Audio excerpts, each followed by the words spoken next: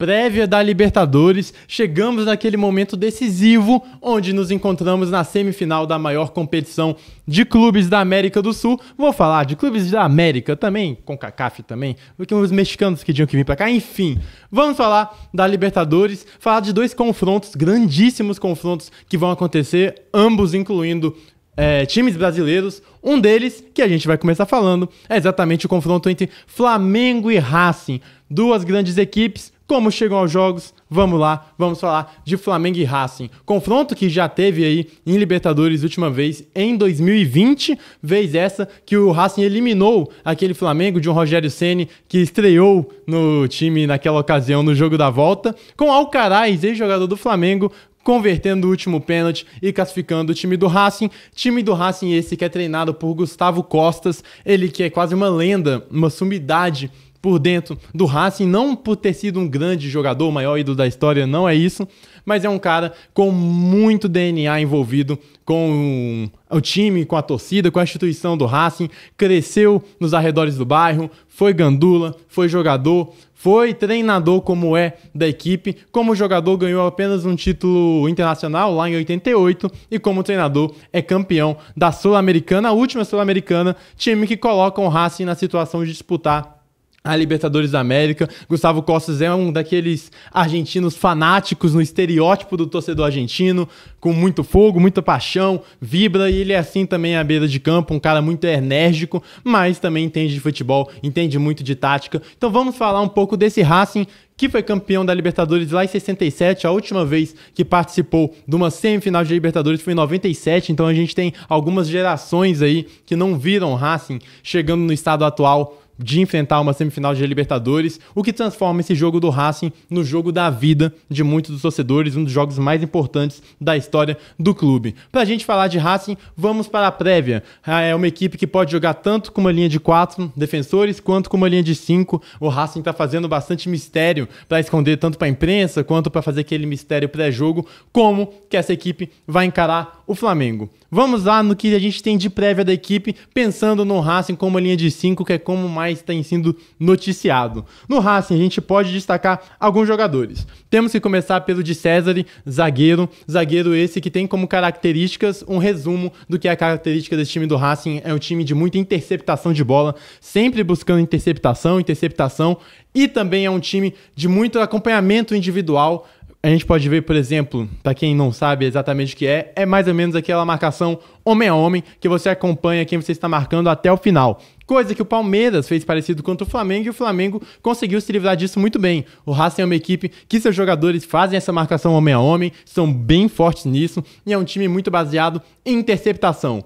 Porém, de César não é um dos grandes jogadores no quesito de sai jogando, uma grande qualidade técnica, não é um Léo Ortiz, é um zagueiro de interceptação. Assim como a gente tem que falar do Colombo, outro zagueiro com características parecidas, também uma das peças vitais dessa equipe do Racing, jogador que também tenta finalizar de longa distância, ele tem um pouco essa característica e é um zagueiro muito consolidado nesse time do Racing. Mas se a gente for falar de liderança, de capacidade de liderar o time, de quem que vai orquestrar essa equipe dentro de campo, sem dúvidas nenhuma é o Sousa. O Sousa, ele pode jogar tanto de volante como de zagueiro, pode fazer esse terceiro zagueiro como é esperado numa possível linha de 5 do Racing, como pode jogar de volante. E aí tem os prós e contras de volante. Ele não é um cara de muita finalização, ele não é um cara de muita pisada à área, mas ele é um cara que ele é líder desse time.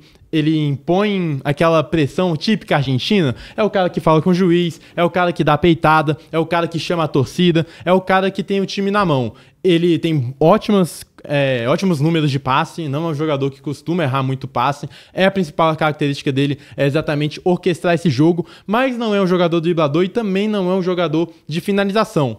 Outra grande característica dele é que ele é um excelente marcador, principalmente nesse homem a homem, ele se dá muito bem, por isso até que tem a dúvida do Gustavo Costa se ele vai utilizar o Sousa como zagueiro ou como volante. Talvez ele atrapalhasse mais o Arrascaeta como volante, porém como zagueiro ele é um cara que dá muita segurança defensiva e é o cara da saída de bola do Racing.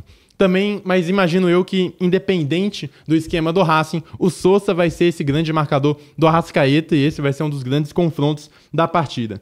Outro que a gente pode observar aqui é exatamente o volante Almendra.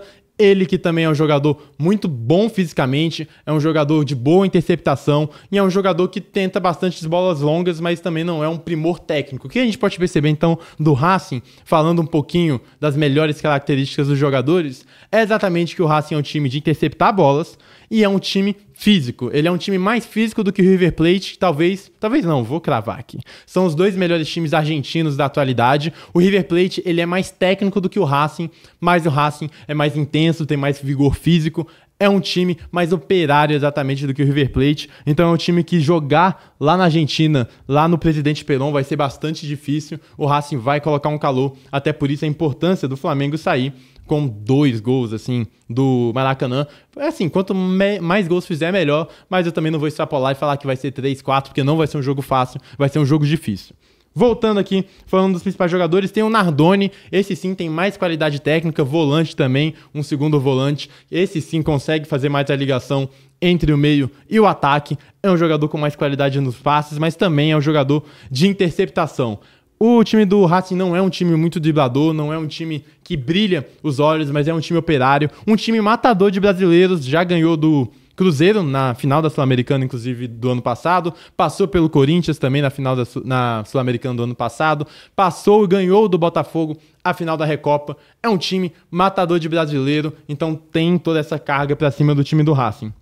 Outros que a gente tem que destacar aqui é o Solari e o Vergara, principalmente o Solari, gosto muito dele como jogador, ele é um meia que joga um pouco mais aberto pelo lado direito, causa muita dificuldade, e aí, que é o peça principal, o jogador mais decisivo desse time do Racing é sem dúvidas o Maravilha Martinez, e se o cara tem um apelido de Maravilha, não é à toa, é porque ele tem muita qualidade, não é um centroavantão, por exemplo, como era o centroavante do Estudiantes, um cara forte, alto, para ganhar bola no pivô, para ganhar bola aérea, não é esse cara. Ele é um cara muito mais de leitura de espaço. Tem 1,74 m, ele é um cara de ler o espaço dentro da área e atacar espaço, fazer infiltração. A capacidade finalizadora dele é o que impressiona. Se a bola chegar na área para ele, é praticamente gol. Ele acerta muito, tem índices muito altos de acerto a gol, de finalização, de gols marcados. É um jogador muito perigoso, o mais perigoso dessa equipe do Racing, assim, de longe, disparado. Também não é um grande driblador. Quando o time do Racing tiver com a bola, ele não vai ser aquele cara para baixar e tabelar com os companheiros, não é esse cara. Ele é realmente um finalizador que acha muito espaço, vai pro jogo físico também para disputar na fisicalidade e aí achar seu espaço, ganhar e interceptar a área e fazer o gol.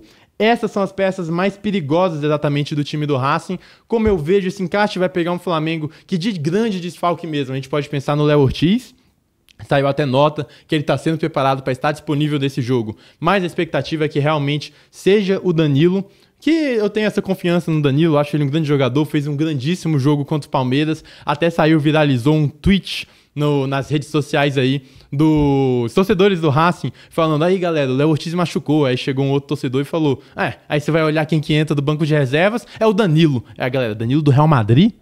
Danilo do Real Madrid, Manchester City, ou seja, é um jogador qualificado, o Flamengo tem um grande elenco. Como vai para esse jogo? Acredito eu que mantendo o time basicamente que jogou contra o Palmeiras, ali a gente tem duas dúvidas, a gente tem a dúvida principal exatamente no Léo Ortiz ou Danilo, que a princípio é o Danilo pela lesão do Ortiz. A gente tem a dúvida no meio campo, se vai entrar a dupla Jorginho e Saul ou Pulgar e Jorginho. Pulgar dá mais fisicalidade, defende mais aquele espaço, porém a dupla Saul e Jorginho com bola no pé. Não que o Pulgar não seja bom, o Pulgar é muito bom, tecnicamente melhor que qualquer um do Racing, mas a dupla Saul e Jorginho é diferente, tem um refino diferente, pode priorizar pelo controle da posse. E aí a outra dúvida é usar um Carrascal ou Lino pela esquerda. Eu entendo que o momento do Carrascal é melhor.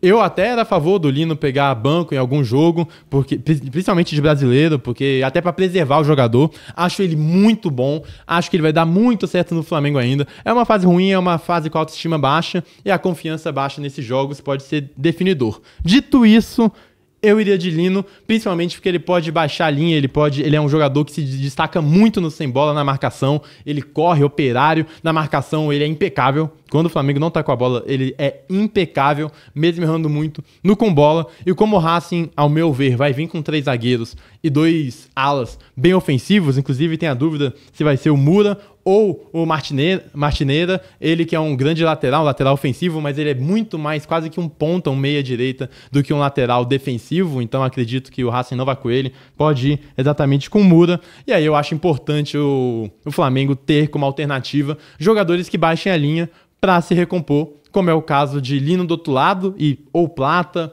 ou Luiz Araújo do outro lado. Acho que tá assim a vida do Flamengo. O Flamengo é favorito, tem mais time, tem mais elenco, é melhor time, mas vai ter que achar aquela interseção que funcionou contra o Palmeiras. Acho que a chave tá, principalmente, é um time do Racing que pode dar espaço nas costas, e aí, Felipe Luiz, eu entendo que tem um jogador rápido para infiltrar, mas não me venha de botar o Pedro no banco não, porque é jogador que define, Pedro tem que estar. Enfim, eu entendo que o Flamengo tem essas características e tem que achar a interseção entre ter o controle do jogo e ter a qualidade futebolística. Essa interseção é botar o Pedro para jogar e funcionar no contexto de Flamengo. Precisa criar volume, precisa sair com um bom resultado desse jogo no Maracanã e precisa ter o que o Jorginho teve no jogo contra o Palmeiras, atitude. Libertadores se ganha muito também por causa da atitude, você chama a torcida pra si, você chama seus momentos do jogo, não pode deixar o Racing ter os momentos do jogo. Vão ter problemas de arbitragem, vai ter paralisação, vai ter muvuca,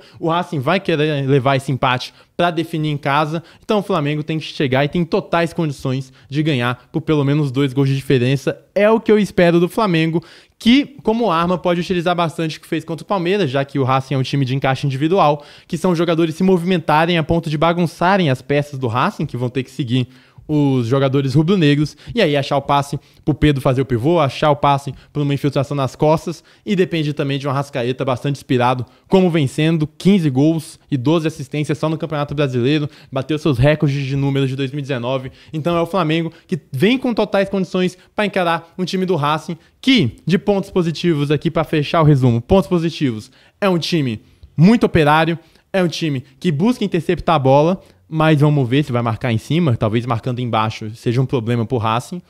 E também é um time com a melhor defesa da Libertadores até aqui, apenas 5 gols sofridos. Detalhe também, só para fechar, faltinha do meio de campo para frente, vai botar para a área, é um time que tem muitas jogadas ensaiadas de bola parada, gosta muito da bola parada, então essa atenção também pro time do Flamengo. É isso, uma análise do adversário aqui de Flamengo e Racing nessa Libertadores. Diga, diretor. Placar, quero o placar desse jogo aí. 2-0 Mengo. Eita, eu vou botar 1-1, tá? Ui, 1-1 aí ferrou. Aí o Flamengo vai... Ixi, não. Enfim, Flamengo e Racing para a Libertadores.